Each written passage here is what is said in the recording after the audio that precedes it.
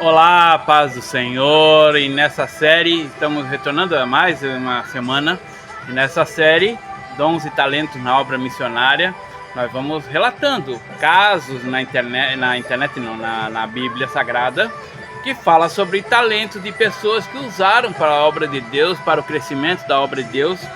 E nesse momento eu vou falar de um caso bastante pitoresco, que é o caso de Paulo, Priscila e Áquila, né, os construtores de tenda, e vamos entender um pouquinho mais na possibilidade e a estratégia que ele fez para conseguir andar na obra missionária, né, com o apoio desses dois irmãos.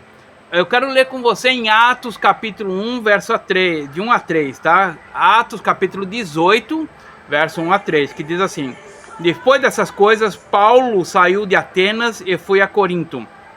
E falou a um judeu chamado Áquila, natural de Ponto, recém-vindo da Itália, com Priscila, sua mulher. Por causa de Cláudio, havia mandado que todos os judeus saíssem de Roma. Foi assim a eles. E como era do mesmo ofício, se ficou com eles e trabalharam juntos, pois o ofício deles era de fazer tendas, né? E essa passagem bonita, né, fala a história de Paulo, Priscila e Áquila e o fundamento bíblico para o conceito moderno de bivocacionalismo ou tent marketing. Eles provam que a profissão técnica e a missão espiritual não são apenas compatíveis, mas mutuamente fortalecedoras. Vamos ver alguns segredos e detalhes, né, sobre esses três personagens. Primeiro, a profissão. O que é um fazedor de tendas? Embora a tradução comum de fazedor de tendas, do grego esquinópolos, o termo envolvia habilidades muito específicas e valorizadas na época. Trabalho com couro. As tendas da época não eram de tecido leve, mas de couro de cabra, ou um tecido pesado de pelo de cabra chamado cilicium, típico de Cilícia, região do natal de Paulo. A habilidade manual envolvia cortar, curtir e costurar couros grossos como agulha de osso ou metal. Era um trabalho duro, que deixava as mãos calejadas, sujas e muitas vezes com cheiro forte. Versatilidade. Além de tendas para acampamentos militares e nômades, eles produzem acessórios de couro para carruagens e arreios para animais. Segundo caso, o casal estratégico, Priscila e Áquila. Eles eram o que chamaríamos hoje de um casal de poder no reino de Deus. Vamos ver os detalhes? Refugiados políticos. Áquila era judeu do Ponto e eles viviam em Roma até que o imperador Cláudio expulsou todos os judeus da cidade por volta de 49 d.C. Eles eram empreendedores que precisavam recomeçar do zero em Corinto. O nome de Priscila. Nas menções bíblicas, o nome Priscila frequentemente aparece antes do que o do marido. Romanos 16:3, 2 Timóteo capítulo 4, verso 19. Isso é raríssimo na cultura antiga e sugere que ela tinha um papel de liderança espiritual e proeminência nos negócios igual ou superior ao dele. Teólogos leigos. Eles eram tão bem preparados que foram eles que mentoraram e corrigiram a teologia do grande orador Apolo. Atos capítulo 18, verso 26. Terceiro ponto, curiosidades e segredos na parceria em Corinto. O local de trabalho era o púlpito. Paulo não pregava apenas nas sinagogas. Enquanto costurava couro lado a lado, eles conversavam com clientes, fornecedores e viajantes. A oficina era o centro de evangelismo. Independência financeira. O segredo de Paulo para manter sua autoridade era não depender de dinheiro das igrejas novas. Ele trabalhava para dizer: não cobro para falar a verdade. 1 Coríntios capítulo 9, verso 18. Logística do reino. Onde o casal ia, eles abriram uma filial do negócio e uma igreja doméstica. Eles tiveram igrejas em suas casas em Corinto Éfeso e mais tarde, novamente, em Roma. 4. Por que Paulo escolheu este ofício? Detalhes teológicos. No mundo grego de Corinto, o trabalho manual era visto com desprezo, algo que, para escravos, quando Paulo, um intelectual e cidadão romano, escolhe trabalhar com as mãos, dignifica o trabalho. Ele ensina que o trabalho manual é honroso, gera conexões. Ele se identifica com a classe trabalhadora, a base da igreja primitiva. E o terceiro, saúde mental e disciplina. Paulo usava o trabalho para não ser pesado a ninguém e para manter a disciplina pessoal. 5. O impacto de longo prazo. Segurança de Paulo. Em Romanos capítulo 16, verso 4, Paulo diz que Priscila e Áquila arriscaram a própria vida por ele. O vínculo criado na oficina de tendas tornou-se uma lealdade de sangue. Modalidade global. Como fazendores de tendas, eles tinham uma profissão portátil. Podiam se mudar para qualquer cidade do Império Romano e encontrar trabalho imediatamente, facilitando a expansão do Evangelho. Bom, você vê aí essa claridade e facilidade em fazer a obra de Deus. Às vezes a pessoa pensa assim, não, eu só ajudo, eu só... A grande maioria das vezes você não entende que Deus pode usar esse seu conhecimento para ajudar na obra de Deus.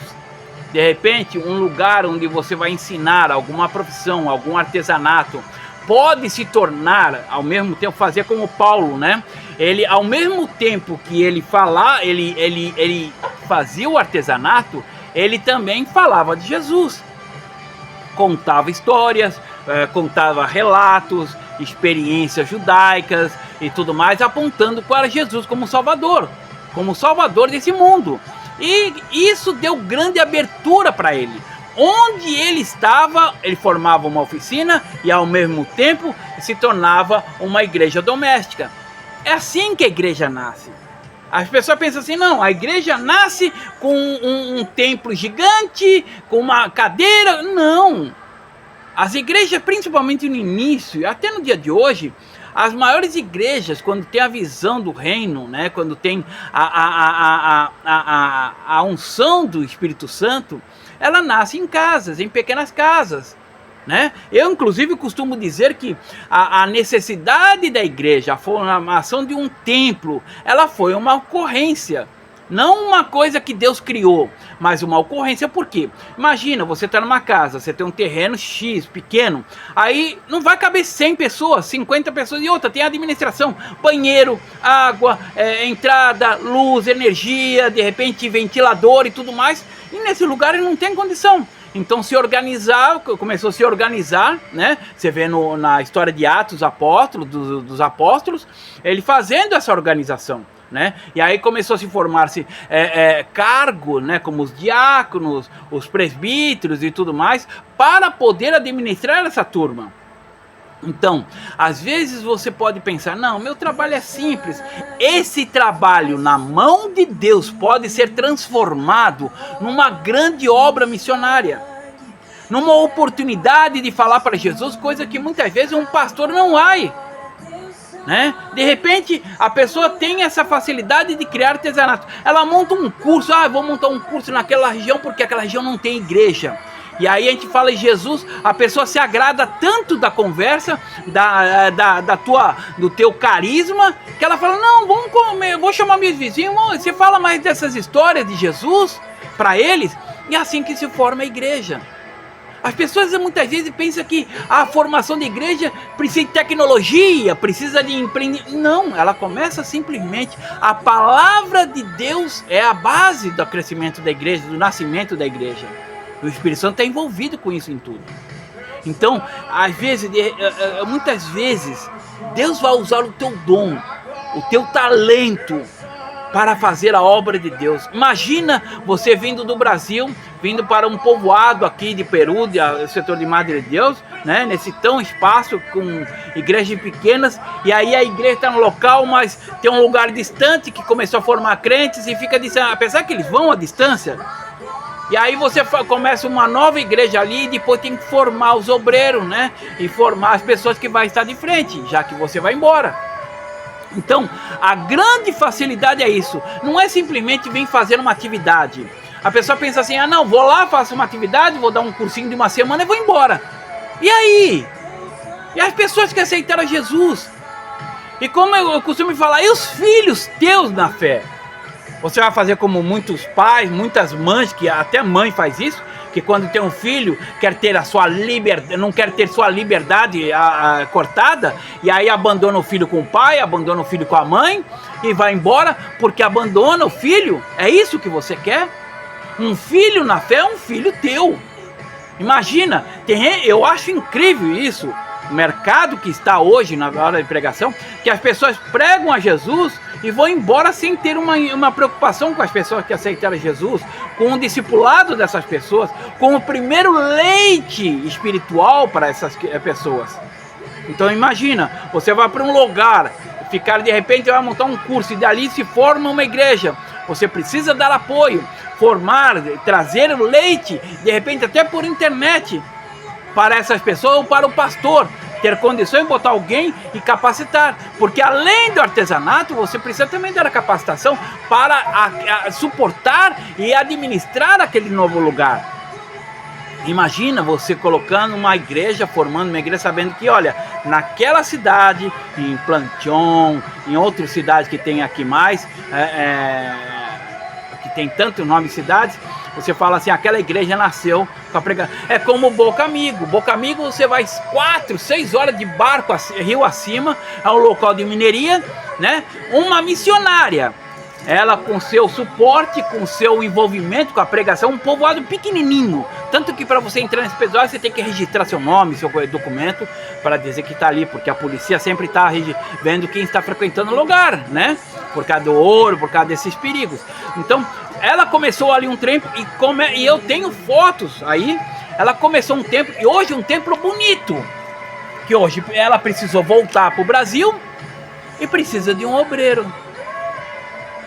Começou assim, envolvimento. A igreja nasce com envolvimento das pessoas, com amizade, com intimidade, com alguma atividade que vai fazer. E ali começa a nascer a igreja. A igreja nasce socialmente para depois nascer espiritualmente. Então você tem que entender isso. O teu dom, o teu talento que Deus te deu pode se transformar nas mãos de Deus uma grande maravilha, uma igreja. E aí imagina o galardão que você vai receber nos céus, a bênção que vai ser sobre a tua vida, a alegria que você vai parar de ver esse trabalho que você acha que é simples e vai ver que você vai poder ajudar pessoas em vários países com a renda. Ah, eu vou ensinar a fazer isso porque ela vai poder vender isso e subsistir. Imagina essa bênção. E Deus é justo para dar o galardão que você merece pelo que você plantou. Ainda que seja distante. Quantas vezes a gente faz coisas e pensa assim, nada feio. Eu mesmo, em 2012, a Assembleia de Deus aqui no Peru não tinha o inário, né? O inário que usa até hoje, não tinha em PowerPoint. Eu fui do 450 anos, mais ou menos, assim, ou 340 anos, uma coisa assim. Eu digitei 1 a 1 em PowerPoint. Hoje é distribuído em todo o Peru esse PowerPoint. Não tem marca, só tem o símbolo da Assembleia de Deus, né? E imagina, até hoje as pessoas recebem, baixam na internet e pensam que benção, e não sabem que fui eu. Mas também não coloquei meu nome, não registrei. A glória vai ser para Deus. E você pode ser um instrumento de Deus para a honra e glória, deixar sua marca aqui no Peru. Precisamos de pessoas assim, que queiram trazer capacitação, trazer estratégia, o seu dom, o seu talento para fazer a obra aqui no Peru. E eu te convido para fazer isso. Venha conversar comigo. Deus abençoe essas pessoas que estão ouvindo e assistindo esse vídeo. Senhor, desperta neles o dom e o talento para fazer a obra missionária. Te peço em nome de Jesus. Amém. Venha entrar em contato comigo, em nome de Jesus.